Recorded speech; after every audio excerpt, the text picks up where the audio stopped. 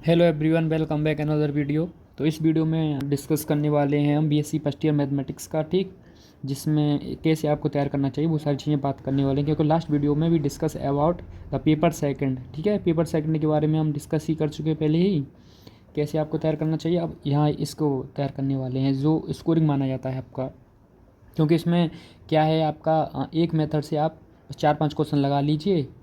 आपको कॉन्सेप्ट अच्छा क्लियर है जो भी इसका मेथड है, तो आप क्वेश्चन लगा ली जाओगे, ये रहता है इसमें। ठीक, तो बस इसमें थोड़ा सा आपको प्रैक्टिस करने की ज़रूरत होती है, ये है। और चीज़ें भी फिक्स हैं इसमें ज़्यादातर देखा जाए तो। ठीक, तो अब देखो सिंपली अगर मैं बात करूँ हम जो 22-23 के अकॉर्डिंग पेपर देखने वाले हैं, ठीक है। और मैं आपको बताने वाला हूँ कि 2019, 18, 17 में थोड़ा डिफरेंस क्या है 22-23 के पेपर की तुलना में। देखो डिफरेंस बस इतना है कि सिलेबस रिड्यूस के अकॉर्डिंग भी अगर वैसे भी देखा जाए, जो सिलेबस रिड्यूस था इस बार पेपर हुआ था तब 25%। ठीक है, इस बार आपका पूरा सिलेबस है, तो क्या चेंज आ सकता है वो सारी चीज़ें हम बात करने वाले हैं इस वीडियो में। ठीक, तो सबसे पहले देखो मैं बात करता हूँ कि कैसे कैसे इसमें अब डिवाइडेड रहता है नंबर। आपको पता होगा कि जो 5वां क्वेश्चन जो रहता है वो आपका वेक्टर कैलकुलस से रहता है। 5वें का वी पार्ट ज़्यादातर, ठीक है। 5वें का जो वी रहता है वो आपका किससे रहता है, वेक्टर से रहता है। 5वें का वी वेक्टर से रहने का मतलब सिर्फ ओनली 21-22 और इसमें ही रहा है आपका। आप देख सकते हो, देखो 5वें का वी जो है ये दे दिया बस, और पूरा पेपर आपका डिफरेंशियल इक्वेशन से आ गया। ठीक, अच्छा इसमें 4 का ए भी पूछा गया है, तो सिंपली वो 10 नंबर का रहता है आपका। आप ये समझ लीजिए, अगर आप वेक्टर कैलकुलस अगर तैयार करना चाह रहे हैं, होता क्या, देखो वैसे इसमें अलग अलग दे दिया है कि आपका ये डाइवर्जेंस का लॉ, डाइवर्जेंस से क्वेश्चन जो रहता है ना, जो वेक्टर कैलकुलस है वहाँ से और यहाँ से अलग अलग दे दिया। वैसे ऐसा बहुत कम ही मिलता है देखने को। होता क्या है कि जो आपका 5 में और 5वां पूरा ही क्वेश्चन आपका इसी से दिया होता है, इसी में, यानी वेक्टर कैलकुलस के और में भी वेक्टर कैलकुलस का क्वेश्चन रहता है। अगर आप पीवाईक्यू देखोगे 19, 17, 18 इन सब का पीवाईक्यू अगर आप देखोगे तो आपको ये चीज़ दिखेगी। ठीक, तो अब अगर हम जनरली अगर देखा तो वेक्टर कैलकुलस आपका 10 नंबर का रहता है। या क्वेश्चन तो मिलेंगे आपको 3 से 4 क्वेश्चन। 3 से 4 का मतलब और के साथ समझ सकते हो ना, या तो 3 या 4 आपको पक्का मिलेंगे। ठीक है, 3 मिनिमम, 4 मैक्सिमम, इससे ज़्यादा नहीं मिलेगा आपको वेक्टर कैलकुलस से। ठीक, अब देखो, अब डिपेंड, आपको वेक्टर कैलकुलस पढ़ना तो पड़ेगा, ठीक है।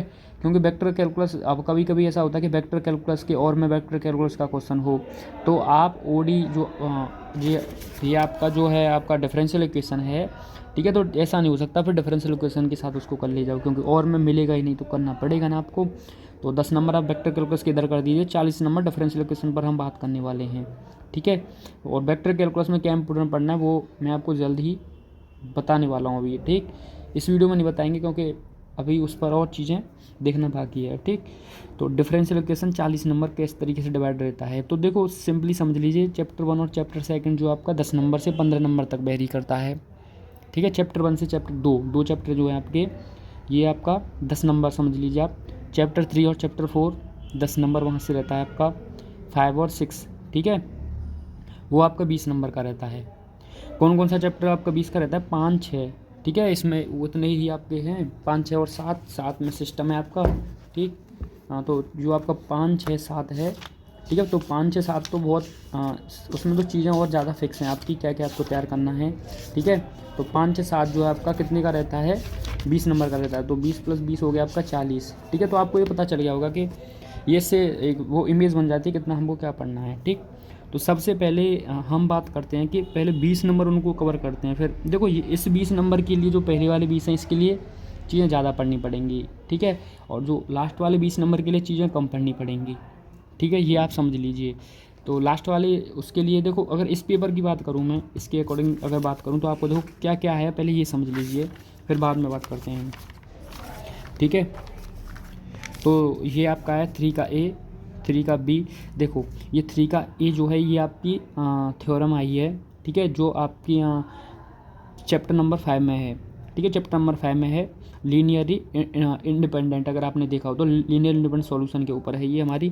ठीक है, उसी के अगर आप आगे जाओ 5.1 में ये है, अगर आप उसी के आगे जाते हो तो non homogen linear differential equation का सॉल्यूशन कैसे निकाला जाता है। तो लीनियर जो नॉन होमोजेन लीनियर डिफरेंशियल का सॉल्यूशन हम कई 2-3 मेथड से निकालते हैं। आपका पहला मेथड होता है method of variation of parameter. इसकी हेल्प से निकाला जाता है। तो इसमें यही पूछा है। अगर देखो non homogeneous linear differential equation वो दे दे, नॉन होमोजीनियस लीनियर डिफरेंशियल वो होता है जिसका जो आपको ये RHS दिख रहा है, अगर ये 0 होता तो ये लीनियर आपका होमोजीनियस लीनियर डिफरेंशियल इक्वेशन होता। अगर ये 0 नहीं है, ये RX आपका, तो नॉन होमोजीनियस है। तो अगर वो कुछ ना बोलता किससे निकालना है, तो आप एज योर विश आप किसी से भी निकाल सकते हो, पर लेकिन इसने मेथड ऑफ वेरिएशन पैरामीटर कहा है तो आपको इसी से निकालना पड़ेगा। ठीक, देखो इसमें फिर इसने वही सेम चीज़ देखो इसने क्या पूछ लिया, आपका linear non homogeneous linear differential equation का मेथड ऑफ अनडिटरमिनेंट कोएफिशिएंट से निकलवा लिया आपका। ठीक है, और एक और होता है आपका जो और में देती है आपकी इन्वर्स ऑपरेटर। इन्वर्स ऑपरेटर आपका इसके और में दे दिया है इन्वर्स ऑपरेटर। ठीक है, इससे भी निकाला जाता है वैसे, पर लेकिन ये थ्योरम दे दिया यहाँ पर, इसने क्वेश्चन नहीं दिया। और देखो जनरली ये रहता है कि क्वेश्चन के रेस्पेक्ट में थ्योरम मिल जाती है, तो क्वेश्चन मिल जाता है, अगर आप क्वेश्चन भी तैयार करते हैं तो आपका हो जाता है काम। ठीक है, और देखो solve the following system of the equation, ये आपका 7.3 है, बस एक एक्सरसाइज 7 चैप्टर में, वहाँ से क्वेश्चन पूछा गया है। ठीक है, एक ये क्वेश्चन है, फिर एक तो ये बहुत ईजिली क्वेश्चन पूछ लिया गया है आपका होमोजीनियस से। ठीक है, तो ये वैसे पूछा नहीं है, पर लेकिन सिलेबस रिड्यूस था तो इसलिए वो आ गया आपका। सेकंड चैप्टर ज़्यादा बढ़ गया, ये समझ लीजिए। ठीक, अब देखो ध्यान से, तो आप समझ गए ना कितना इंपॉर्टेंस है आपका जो पीछे का है 5, 6, 7 चैप्टर जो हैं 2, 3, तो उनमें चीज़ें कम क्यों, मैं ऐसा क्यों बोल रहा हूँ, मैं इसलिए बोल रहा हूँ क्योंकि आपको यहाँ से ये देखने से पता चल गया कि जो थ्योरम थी, थ्योरम में क्वेश्चन मिल गया हमको। तो ये आपका 5वें चैप्टर की कहानी है, ये समझो पहले तो, ये सारी यहाँ तक। ठीक है, ये आपका 6वां चैप्टर है। ठीक, तो अब इसमें बुक की हेल्प से मैं आपको दिखा भी देता हूँ। तो इसमें भी देखो सेम रहा, आपका बैक पेपर है, ये भी बाद में हम देख लेंगे। ठीक, तो हम बात करते हैं आपका, देखो चैप्टर नंबर 5, एक मिनट,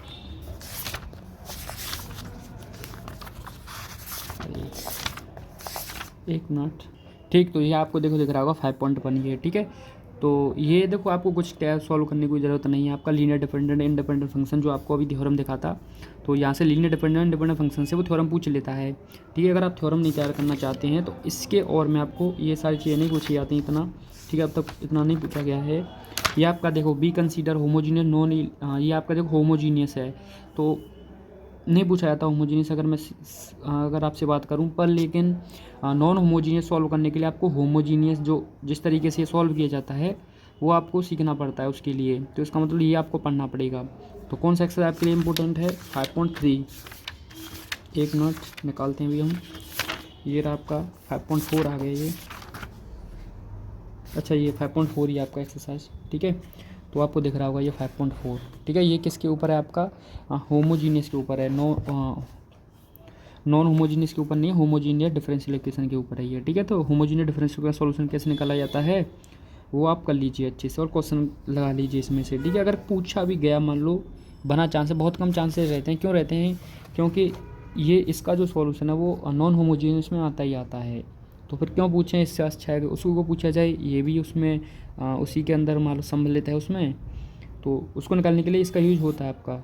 ठीक, तो ये चीज़ें हैं। तो 5.4 आपको करना भी पड़ेगा वैसे भी उसके लिए, तो आप कर लीजिए उसको, ये इंपॉर्टेंट है आपका। देखो non homogeneous linear differential equation of second order, तो हम इसमें क्या होता है आपको पता है कि ये सेकंड ऑर्डर डिफरेंशियल इक्वेशन है जिनका हम सॉल्यूशन निकाल रहे हैं। तो हाँ, इसकी हेल्प से, एक तो method of variation of parameter की हेल्प से निकालते हैं इसका सॉल्यूशन नॉन होमोजीनियस का। ठीक है, एक आपका निकालता है अनडिटरमिनेंट कोएफिशिएंट से निकाला जाता है, और एक आपका इन्वर्स ऑपरेटर से। तो लास्ट ईयर तीनों से पूछा गया था। ठीक, तो अगर आप देखो एक ही मेथड रहता है, अगर आप 4-5 क्वेश्चन लगा लोगे तो तैयार हो जाएगा, इतना भी कुछ नहीं है। ठीक, तो method of variation of parameter आप तैयार कर लीजिए 5 ये इंपॉर्टेंट है। ठीक है, लास्ट ईयर भी पूछा गया था, तो ये आपका है, ये है 5.5। अब देखो अगर मैं क्वेश्चन की बात करूं तो देखो क्वेश्चन आपकी एग्जाम्पल और बुक से ही आता है, ये नहीं कि आपका कहीं से क्वेश्चन बन जाए, आपको देखने को पता मिल जाएगा, या तो एक्सरसाइज से होगा या एग्जाम्पल से होगा। तो एग्जाम्पल तो आप पूरे लगा लीजिए, और क्वेश्चन जो भी आपको इंपॉर्टेंट लगे वो आप कर लीजिए इसमें। जो आपको इंपॉर्टेंट का मतलब जो आपको ऐसा लगे कि मैं इसको नहीं कर पाऊँगा वो आप कर लेना, और उसको वैसे ऊपर से आप देख लेना किस तरीके से हो रहा है वो। ठीक, ये तो फिर होता है आपका मेथड ऑफ अनडिटरमिनेंट कोएफिशिएंट, आपका ये इसी का है, तो ये भी एक इम्पोर्टेंट है, ये भी मतलब आप कर लीजिए अच्छे से भाई, 5.6 में है। तो शायद मैंने 100% कोफिशिएंट नहीं कराया आपका, पर लेकिन ये तो मैंने शायद कराया है, ठीक है। उस वेरी स्नो पैरामीटर आप वहाँ से देख लेना। और इस पर भी मैं जल्दी वीडियो बना दूंगा वैसे, अगर ठीक एग्ज़ाम से पहले आपकी ज़रूर बना दी जाएगी वीडियो भाई इसके ऊपर। तब तक आप तैयार कर लेना, ठीक है। आपका मैं रिवीजन की तौर पर बता दूंगा। ये 5.6 है आपका 100% कोफिशिएंट पर, ठीक है। मेथड और इंपॉर्टेंट क्वेश्चन इसमें से लगा लेना। तो ये आपका देखो 8 और 13 क्वेश्चन इंपॉर्टेंट, वैसे एग्जाम्पल ज़्यादा इंपॉर्टेंट हैं, ठीक। और इसमें से आपको जो ईजी लगे उसको छोड़ दो, वैसे कर लो, ठीक। तो दोनों मेथड ये आपको कर लेने हैं इसमें से। तो इसमें से बस यही आप एक्सेप्ट कर लेना 5.6, 5.5, 5.4 आपको करना पड़ेगा। तो उसको तो बस उसका सॉल्यूशन कर लेना, ठीक है। उसको सॉल्व कर लेना, सीख लेना, क्योंकि नॉन होमोजीनियस के लिए आपको होमोजीनियस आना पड़ेगा। जो आप मेथड्स लगाओगे उसके लिए यूज होता है, ठीक। तो 2 एक्सरसाइजिंग वैसे तो देखा जाए तो 5.5, 5.6 3 मेथड हैं वैसे देखा जाए, ठीक। ये इससे है तो ये और कुछ नहीं आपको इसमें से इम्पोर्टेंट नहीं है, ठीक है। और आप छोड़ सकते हो यहाँ से 5.7 ये। इसके बाद अब आपका जो रहता है, ठीक है, अब आप आओ सीधा 1 मिनट में देख लेता हूँ कौन सा एक्सरसाइज है वो अभी, ठीक। अब देखो एक चीज़ मैं आपको बता दूँ, रोन्सकियन जब आप सॉल्व करते हो, जब आप लगाओगे उस मेथड अगर आपने किया भी होगा ना, तब आपको पता होगा उसमें एक रोन्सकियन आता है, ठीक है। तो रोन्सकियन पर थ्योरम एक आप तैयार कर लेना, ठीक है। रोन्सकियन के ऊपर एक है थ्योरम, ज़्यादा बड़ा भी नहीं है, थ्योरम आप तैयार कर लेना। रोन्सकियन के ऊपर थ्योरम है, जब आप 2 मेथड मैंने जो लास्ट बताया ना, तो उसमें मिलता है आपको W जो होता है, ठीक वो। तो उसके बाद आपको 6 में, तो देखो अब आपको 6 में बस ये पढ़ना है, ठीक है। जो 6.3 नहीं 6.5 पढ़ना है आपको। The inverse operator method of particular solution, ठीक है। पर्टिकुलर सॉल्यूशन के लिए इनवर्स ऑपरेटर मेथड किससे लगाया जाता है, ठीक है। तो पर्टिकुलर सॉल्यूशन के लिए आपको इनवर्स ऑपरेटर मेथड लगाने के लिए हम 6.5 में क्वेश्चन लगाते हैं इसमें, ठीक है। तो ये आपको कर लेना है, इसके एग्जाम्पल जितने भी हैं वो, और इसका मेथड अच्छे से सीख लेना है, ठीक है। तो आपको इसका मेथड और क्वेश्चन अच्छे से लगा लेने हैं इसमें, ठीक। तो ये आपके लिए इम्पोर्टेंट मैं कहूँगा इसको सबसे ज़्यादा इस बार, ये आपके चांसेस ज़्यादा हैं। पूछा भी गया था लास्ट ईयर, तीनों में से पूछा गया था, तो किसी को भी हम हल्का नहीं ले सकते हैं, ठीक। तो इसमें देखो क्वेश्चन जो रहेगा आपका या तो एग्जाम्पल से या आपकी इस एक्सरसाइज से रहेगा, ठीक है। और अब आपको कि क्या जो भी इनका जो ये दे रखे हैं प्रॉपर्टी के, इनका वो करना ज़रूरी है क्या, इनका प्रूफ। देखो प्रूविंग आप मत करना, इसके रिस्पेक्ट में आपको क्वेश्चन मिल जाएगा, ठीक। चांसेस इतना रहता है, PY को देखोगे तो, ठीक। तो नया चीज़ नहीं पढ़नी है। और इसके बाद आपको आयलर-कौची इक्वेशन, ये द मोस्ट इम्पोर्टेंट टॉपिक आप लगा लीजिए, आयलर-कौची भाई साहब, ठीक है। तो आयलर-कौची सबसे इम्पोर्टेंट नहीं, सभी इम्पोर्टेंट हैं, पर लेकिन इस बार देखो मुझे वो लग रहा है कि इनवर्स ऑपरेटर और आयलर-कौची ज़्यादा इम्पोर्टेंट हैं, ठीक। तो लास्ट ईयर भी आयलर-कौची जो क्वेश्चन था आपको मैं दिखा भी देता हूँ। ये बैक पेपर है, देखो बैक पेपर में भी होगा, ऐसा हो नहीं सकता कि आयलर-कौची से क्वेश्चन ना आए, ठीक है। अच्छा, इसमें इनवर्स ऑपरेटर से क्वेश्चन तो आ गया है, देखो आपको यहाँ भी दिखा देता हूँ मैं। देखो इसमें देखो इनवर्स ऑपरेटर की जो ये प्रूविंग से एक क्वेश्चन भी मिल गया है, ठीक है, आपको दिख रहा होगा। तो ऐसा नहीं है कि प्रूव भी करना जरूरी है, देखो सिस्टम से भी क्वेश्चन आया इसमें, जो अभी मैं बताऊँगा नेक्स्ट। तो आयलर-कौची से क्वेश्चन इसमें नहीं आया, बैक पेपर में नहीं आया, पर लेकिन मेन एग्ज़ाम तो था उसमें आया है। इसमें दिखाता हूँ मैं आपको, देखो जरा आपका। अब आयलर-कौची देखो पहचान करनी पड़ती है हमें। आयलर-कौची में क्या होता है कि देखो इसकी कितनी ऑर्डर है 3, और इसकी जो आगे जो कोएफिशिएंट XQ जो है ना, ये वैसे कोएफिशिएंट नहीं है ये आपका, ठीक है, पर लेकिन देखो इसकी पावर भी कितनी 3, इसकी देखो 2 है तो ऑर्डर भी 2 है, यानी सेम रहता है। ये आयलर-कौची अब आप करोगे तब आपको पता चल जाएगा, जिन्होंने किया होगा उनको पता भी होगा। देखो ये रहा क्वेश्चन, तो ये आयलर-कौची से ये आपका, ठीक है। तो हर बार देखने को मिलता है, तो इसको तो आप कर ही लीजिए भाई, ठीक है। और FD से भी मिलता है। बस देखो ये आपका इनवर्स ऑपरेटर आयलर-कौची इंपॉर्टेंट मिलेगा कंफर्म। बस बचता है क्या आपका अंडरट्रीटमेंट कोएफिशिएंट और नॉन होमोजीनियस को जो हम निकालते हैं, अंडरट्रीटमेंट कोएफिशिएंट और वेरी स्मॉल पैरामीटर, उन दोनों में से कोई एक मिलता है वैसे तो, लेकिन आप दोनों कर लेना, ठीक। तो ये आपका बस इसमें 2 एक्सरसाइज है आपकी, एक 6.5 6.6, उसमें कितनी है 5.5 5.6 है आपकी, 5.4 भी आपको करनी पड़ेगी वैसे उसके लिए। और 7.3 कौन सा है आपका 7.3 सिस्टम, ठीक है, सिस्टम से ये। तो बस इसमें 1 से लेके 6 क्वेश्चन ये जो हैं, ये सॉरी 6 नहीं 9 तक, 1 से लेके 9 तक बस इतना कर लीजिए आप, 1 से लेके 9 क्वेश्चन ठीक है, और एग्जाम्पल हैं इसमें 1-2, इसका बस हो जाएगा आपका काम। ठीक है, क्वेश्चन बस किताब से और एग्जाम्पल ही रहेगा, ये आप ध्यान रखिए। अब देखो ये आपको हो गया 20 नंबर, मैंने आपको बता दिया कहाँ से आएगा। तो कितनी एक्सरसाइज में से देखा जाए तो देखो 2, वो 2 6 चैप्टर में, 4 5 5 एक्सरसाइज 20 नंबर। ठीक है, आपको दिख भी रहा है 5 एक्सरसाइज 20 नंबर। ठीक, कोई ज़्यादा नहीं है। अब बात करते हैं कि आगे के 20 नंबर का क्या किया जाए। तो देखो आगे के 20 नंबर के लिए आपको क्या करना पड़ेगा। देखो आगे के 20 नंबर के लिए आइसोक्लाइंस और फैमिली ऑफ कर्व जो चैप्टर नंबर 1 में है, तो इन दोनों में से कोई आप एक टॉपिक तैयार कर लेना। ठीक है, होता क्या कि आइसोक्लाइंस या फैमिली ऑफ कर्व में से कोई एक क्वेश्चन पूछा जाता है। अगर मान लो आइसोक्लाइंस से भी पूछा गया, आपने फैमिली ऑफ कर्व तैयार किया, तब क्या होगा कि इसके रेस्पेक्ट में आपको सेकंड चैप्टर से क्वेश्चन मिलेगा, वो भी डिफरेंशियल क्वेश्चन सॉल्व करने के लिए। ठीक है, तो आप उसमें अगर आप सॉल्व तो करना पड़ेगा सेकंड चैप्टर आपको, आप डिफरेंशियल क्वेश्चन सॉल्व करना तो सीखना पड़ेगा। ठीक है, तो वो आप करोगे तो आपका काम हो जाएगा। तो फर्स्ट चैप्टर में बस एक टॉपिक आइसोक्लाइंस से फैमिली ऑफ कर्व में से। सेकंड चैप्टर आपके लिए इंपॉर्टेंट है बहुत ज़्यादा।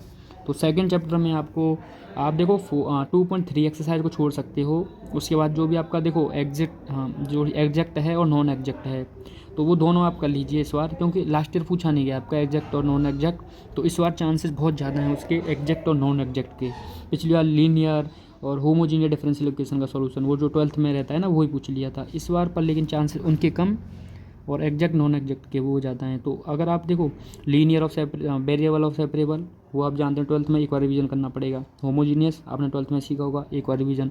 लीनियर एक बार रिवीजन, तो उनको तो मैं छोड़ ही सकता हूँ, आप तैयारी होगा आपको नया क्या तैयार करना पड़ेगा, एग्जैक्ट नॉन एग्जैक्ट। एग्जैक्ट और नॉन एग्जैक्ट में आप थ्योरम तैयार कर लेना, एग्जैक्ट और नॉन एग्जैक्ट में। ठीक है, थ्योरम भी पूछ सकता है वो, क्वेश्चन नहीं पूछेगा तो। ठीक, सेकंड चैप्टर में। और आपका क्या हुआ और जो रहता है आपका इस बार देखो बर्नौली या सोलिफोर पी या सोलिफोर जो बाई है। ठीक है, एक्सरसाइज होती हैं आपकी आई थिंक 2.7 2.8 और 2.9, ये जो 3 एक्सरसाइज हैं इनको आपको करना है तैयार।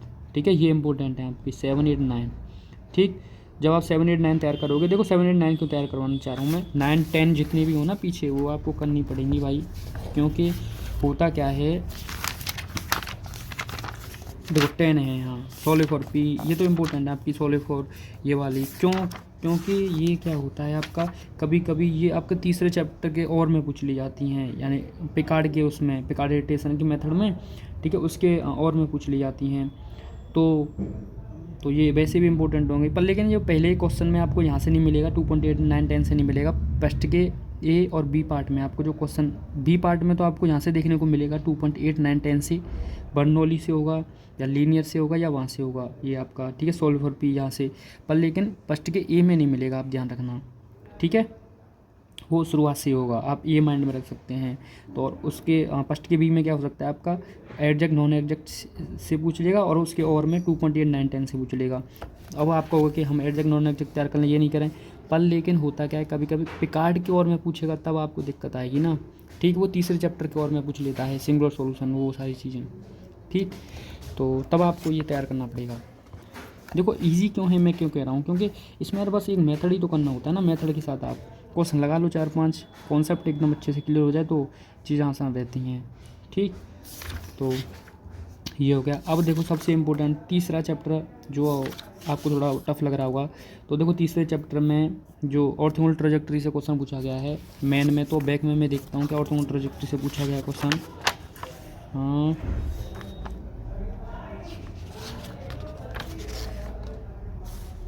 नहीं पूछा गया इसका मतलब। ठीक है, तो ऑर्थोगोनल ट्रैजेक्टरी से क्वेश्चन अब होता है। अब देखो ध्यान से, ऑर्थोगोनल ट्रैजेक्टरी से क्वेश्चन मैं क्यों कह रहा हूँ कि ऑर्थोगोनल ट्रैजेक्टरी एक इंपॉर्टेंट टॉपिक तो है, पर लेकिन इस बार कम चांसेज हैं उसके, क्योंकि बार बार नहीं पूछा जाता ना वो। आपका 21-22 में पूछा गया था, 22-23 में भी पूछा गया है, अब हो भी सकता है पूछ लिया जाएगा। पर ऑर्थोगोनल ट्रैजेक्टरी बहुत ईजी है, आपको भी आई थिंक ईजी ही लगा होगा वो। ये क्वेश्चन है, इनको लगा लीजिए आप, एक दिन आपका 2 घंटे में ख़त्म है ये पूरा। ठीक है, बहुत ही ईजी है, तो आप ऑर्थोगोनल ट्रैजेक्टरी लगा लीजिए। क्योंकि होगा क्या क्वेश्चन में, आपका ये जो है ना, ये पिकार्ड इटरेशन मेथड, जो चैप्टर 4 का जो टॉपिक है पिकार्ड इटरेशन, जो सबसे ज़्यादा इम्पोर्टेंट, वो फेमस मान फेमस एक तरीके से जो पूछा जा रहा है बार बार। तो पिकार्ड के और में या तो देखो ऑर्थोगोनल ट्रैजेक्टरी से क्वेश्चन पूछा जाएगा, या फिर आपका क्वेश्चन सिंगुलर सॉल्यूशन से पूछा जाएगा। जो पिकार्ड के ही आगे है, चौथे चैप्टर में ही आपका, ठीक है। तो आप देखो सिंगुलर सॉल्यूशन और पिकार्ड में से कोई एक तैयार करना है आपको, और पिकार्ड आपको ईजी लग रहा होगा तो आप पिकार्ड तैयार कर लेना, ठीक है। और सिंगुलर सॉल्यूशन को आप छोड़ सकते हो क्योंकि उसके और में आपको पिकार्ड से क्वेश्चन मिल जाएगा। पर लेकिन आपको एक पॉसिबिलिटी ये बन सकती है कि पिकार्ड के और में आपको क्वेश्चन ऑर्थोगोनल ट्रेजेक्टरी से नहीं बना, सिंगुलर सॉल्यूशन से नहीं बना, तो यहाँ से बन सकता है आपका इससे रेडियो एक्टिव डिके से। ये तो इसमें आपको क्या करना पढ़ना पड़ेगा, इसमें आपको कुछ नहीं पढ़ना है, बस रेडियो एक्टिव डिके कैसे सॉल्व किया जाता है, क्या कॉन्सेप्ट है ये पढ़ लो, ठीक है। और आपका ग्रोथ ऑफ पॉपुलेशन पढ़ लो आप, ठीक। इलेक्ट्रिक सर्किट बहुत कम चांसेस हैं, नहीं पूछा जाएगा, इलेक्ट्रिक सर्किट छोड़ सकते हैं आप, ठीक है। ग्रोथ ऑफ पॉपुलेशन पढ़ लीजिए, आप केमिकल रिएक्शन पढ़ लीजिए, ये 3 टॉपिक आप पढ़ लीजिए इसमें। फिर आपको और आपको क्या एक्सरसाइज लगाने नहीं, एक्सरसाइज नहीं, जो PYQ दिया है और जो एग्जाम्पल है बस इनको लगा लीजिए, ठीक है। तो आपकी एक पॉसिबिलिटी हो जाएगी कि पिकार्ड से भी बना क्वेश्चन, तो उसके और में कहीं अगर ये हो सकती है ना, कभी कभी मान लो पिकार्ड के और में ये यहाँ से बन गया, ठीक। और ये भी हो सकता है कि यहाँ से क्वेश्चन अलग बन जाता है, यहाँ से क्वेश्चन और सिंगुलर सॉल्यूशन में और में बन जाता है, यहाँ से क्वेश्चन बन गया, इसके और में सिंगुलर सॉल्यूशन दे दिया, तब आपको दिक्कत आएगी ना, तो आप सिंगुलर सॉल्यूशन तैयार करोगे ना ये, ठीक है। तो आप या तो ऐसा कर लीजिए कि इसको छोड़ दीजिए, सिंगुलर सॉल्यूशन तैयार कर लीजिए, ठीक। तो जो 4 टॉपिक जो बोल रहा हूँ मैं, ये इसमें 2 टॉपिक हो गए, ऑर्थोगोनल ट्रैजेक्टरी और ये रेडियो एक्टिविटी के केमिकल रिएक्शन, ये सारी चीज़ें, ठीक। और सिंगुलर सॉल्यूशन 4 हो गए ना, 4 में से कोई 3 तैयार करना है आपको, जो आपको ईजी लगे वो तैयार कर लीजिए। पिकार्ड को नहीं छोड़ना, और दोनों प्रोजेक्ट ये दोनों तो ईजी हैं, आप तो पक्का ही तैयार करोगे, इसमें कहने की बात भी क्या है। या सिंगुलर सॉल्यूशन तैयार कर लीजिए या ये, ठीक। आपका काम हो जाएगा यहाँ से 20 नंबर।